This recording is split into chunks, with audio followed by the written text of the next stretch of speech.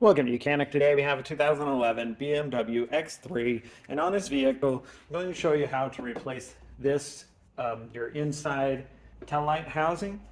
Say it's cracked or broken and you need to replace it. It's a fairly simple thing to replace if needs be.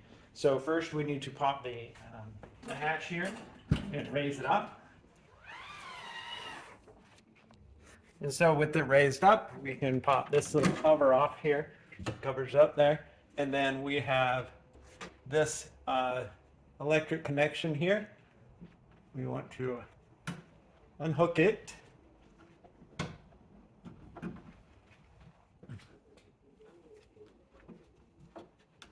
Pressing the lock tab here and just unhook that out of the way. This wire here stays because that goes to another portion there. And then you need your 8mm nut here, and we just need to loosen this. There's a little clamp piece that holds this on there. There we go.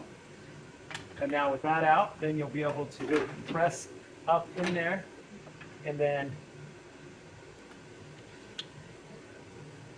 press that up in there.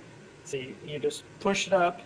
We got these tabs, and we bring it to the side here to be able to remove that.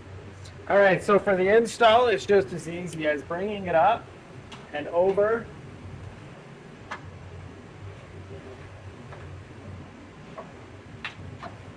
And then being able to drop it down there into place. We put the little lock clips that are on this side here. These little edge clips here. Want to kind of bring that over and then fold it down. And once we have it down there, we have our little clamp here. And this we just need to install it on the nut there. This is what, we're installing the nut on the bolt here. We get it lined up properly.